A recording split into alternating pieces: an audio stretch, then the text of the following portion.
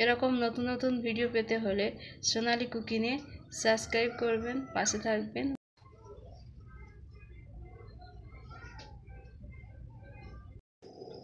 প্রথমে কড়াতে কালো জিরা দেব,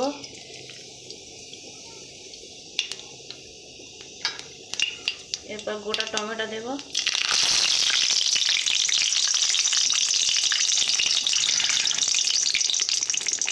গোটা কাঁচা লঙ্কা দেব, এরপর পেঁয়াজ দেব,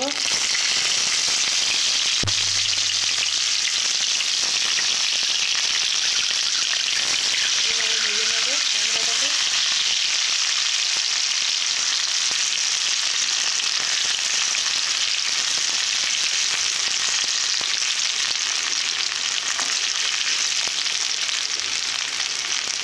কচু আলু পুঁই শাক দিয়ে ঘন্ট, পুঁই শাক কচু আলু ঘন্ট কড়াতে দেব।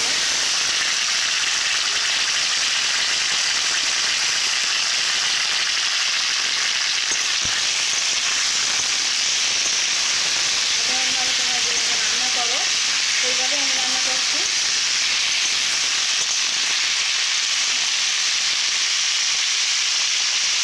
কাঁচা লঙ্কা দিয়েছি, এর জন্য অল্প করে লঙ্কা দেবো, গুঁড়ো লঙ্কা।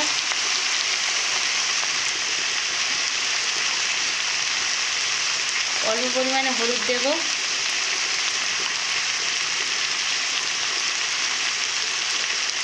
এবং স্বাদ অনুযায়ী লবণ দেব। ভালো করে নেড়ে চেড়ে নেব।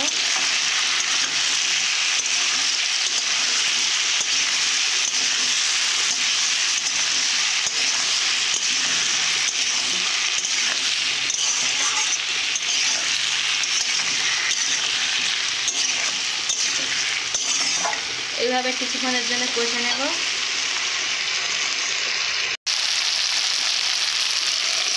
গোল গোল করে কেটে রাখা গাজর দেব, দিলে এর কালারটা খুব সুন্দর হবে তরকারি, আর হালকা মিষ্টি আসবে, এর জন্য দেব।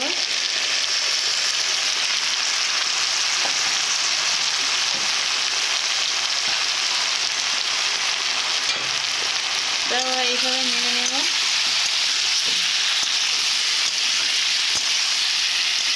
গাজরটা দেওয়া মানে খুব সুন্দর একটা কালার আসবে এবং হালকা হালকা মিষ্টি হবে, এতে চিনি আর দিতে হবে না। এভাবেই বানিয়ে নেবে।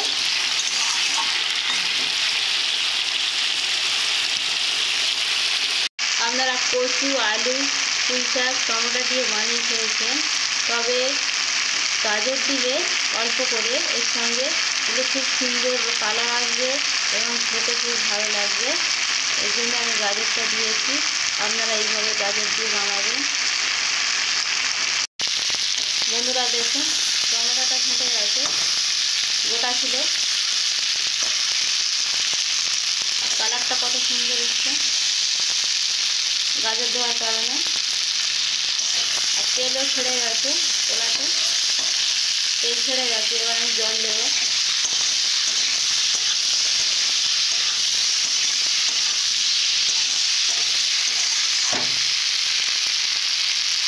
এরপর আমি জল দেব।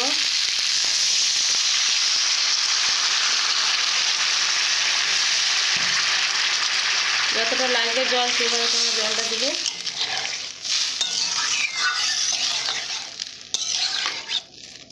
এভাবে ফুটাবো।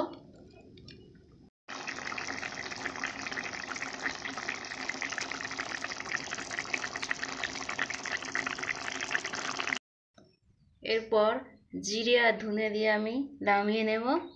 রেডি হয়ে গেছে।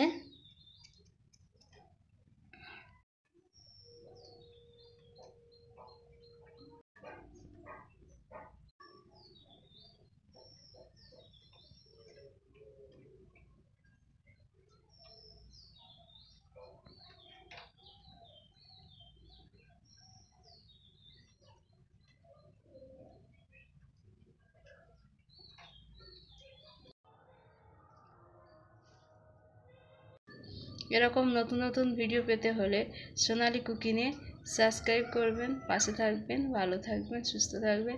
এখানে ভিডিওটি শেষ করছি।